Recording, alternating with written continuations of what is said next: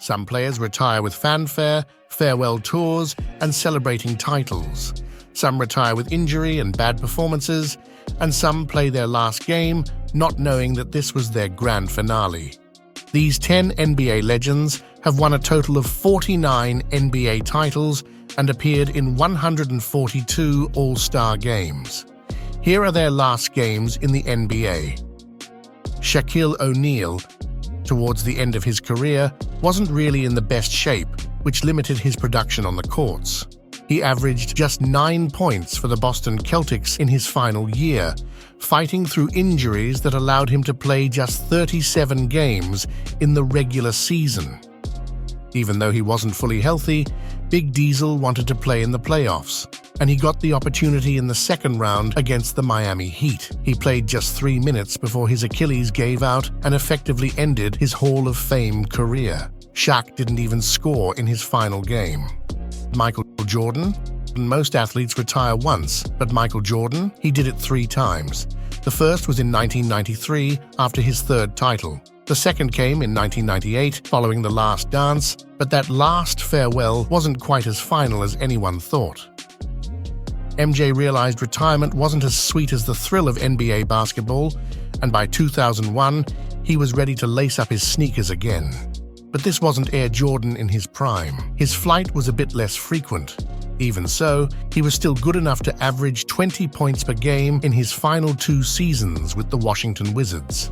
However, after turning 40, Father Time finally won out, and it was time for Jordan to retire for good. Speaking of records, by the time of his final game, the Wizards were nowhere near playoff contention. Everyone knew his swan song would come in a regular season showdown against Allen Iverson and the Philadelphia 76ers. The atmosphere was electric. Media outlets, NBA legends, and countless celebrities packed the arena to honor the greatest player of all time. Yet, unlike Kobe's unforgettable high-scoring farewell, Jordan's final game wasn't quite as glorious. While the pre-game festivities were filled with tributes, the game itself told a different story. Jordan struggled, scoring just 15 points on 6 of 15 shooting, and his Wizards were handed a 107-87 loss. Even legends can have imperfect endings, but the impact Jordan had on the game will never be forgotten. Wilt Chamberlain. In the 1972 to 1973 season, Chamberlain averaged 13.2 points and a league-leading 18.6 rebounds with 73% shooting for the season. He'd also set up a field goal percentage record which stood for 47 years until Mitchell Robinson shot 74% in 2020. Wilt was still dominant, and with him and Jerry West, the Lakers got another shot at the title in the NBA Finals. They were awaited by the New York Knicks, whom the Lakers had beaten the previous season. This time, it was the other way around, and the Knicks won their second and last championship in franchise history. Sorry to rub it in, Knicks fans. Although Chamberlain didn't know it yet, it was his last appearance in the NBA. He left the stage with 23 points and 21 rebounds in the final game. Larry Bird. The last basketball game Bird ever played was the gold medal game against Croatia at the 1992 Olympics. His last NBA game happened several months earlier in the second round of the playoffs. Bird was 35 at the time, and he was hampered with a back injury that limited him to only 45 regular season games. Despite the fact that he had to stretch for 2 hours before each game to even be able to run, he still averaged 20.2 points, 9.6 rebounds, and 6.8 assists, which earned him his 12th All-Star appearance in 13 seasons.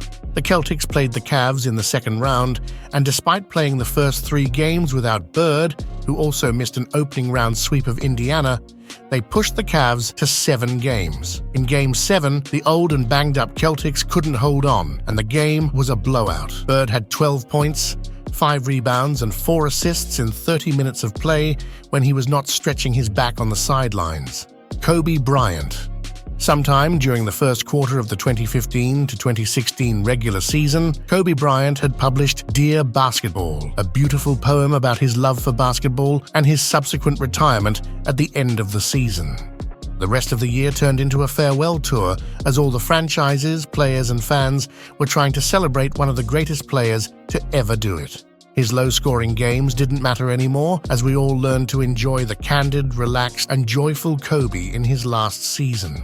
The Lakers were bad that year, and Kobe averaged 16 points per game on 35% shooting for the season. The moments where he looked like Mamba were very sparse.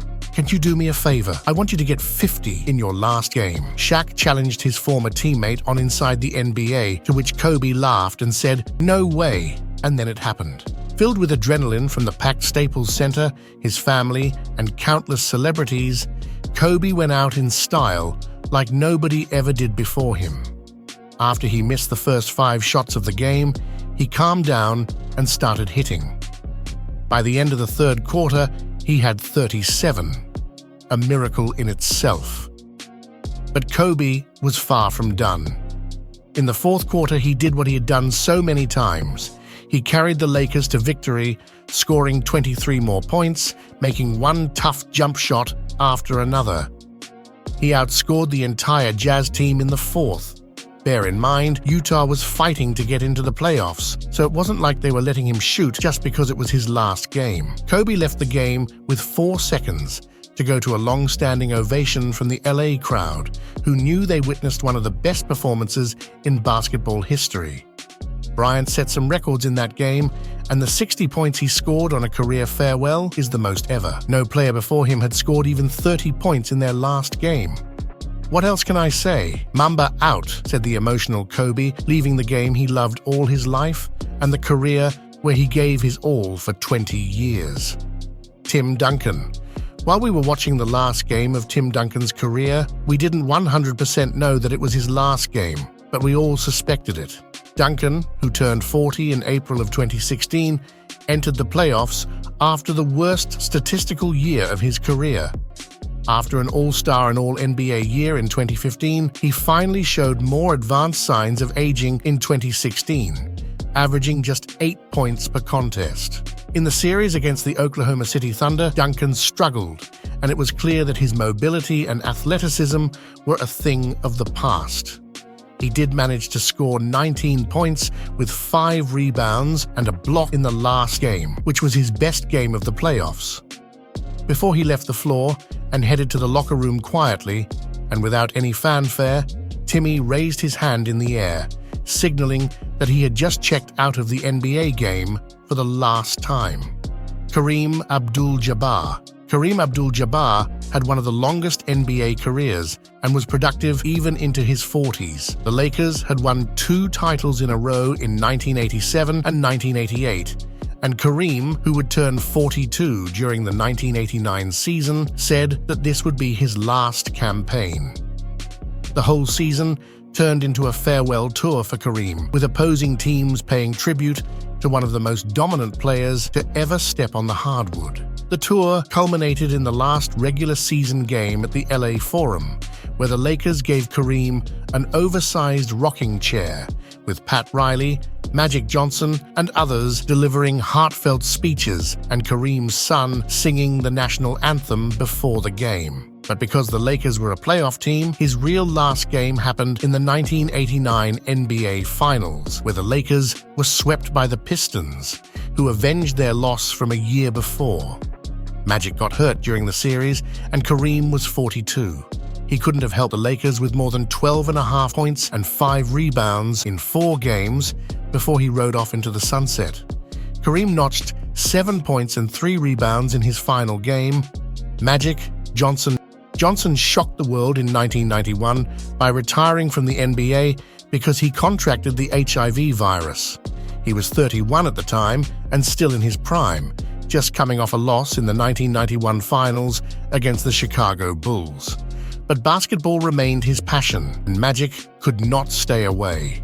First, he returned for the 1992 All-Star Game in Orlando with an emotional performance that earned him the game's MVP award.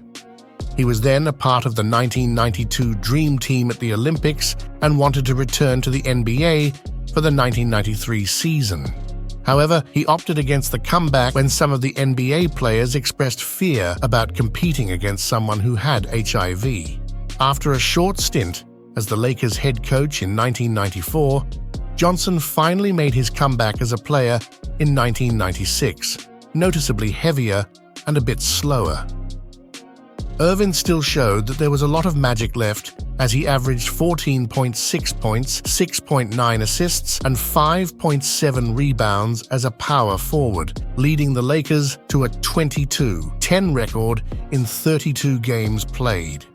The ending wasn't so sweet after all, as the Lakers lost in the first round of the playoffs with internal problems within the team. Magic's stat line in the final game read 8 points, 5 boards, and 5 assists in 30 minutes of action.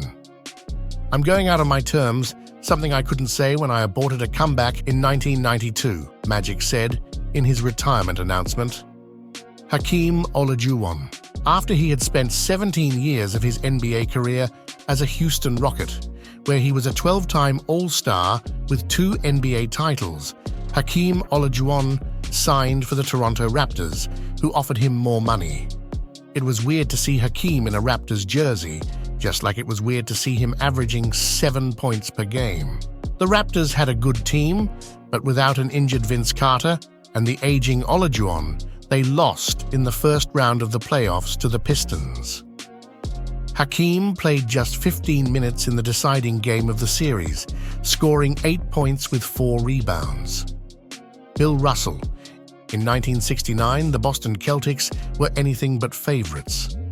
Aging and with only the 4th best record in the Eastern Conference, they were barely considered championship contenders. But this was the Celtics, led by the indomitable Bill Russell, and they had a way of defying expectations. They fought their way through Philadelphia and New York to secure another shot at the finals. In the other corner, the Lakers were loaded. Jerry West, Elgin Baylor, and now the powerhouse himself, Wilt Chamberlain. On paper, it was supposed to be a cakewalk for Los Angeles.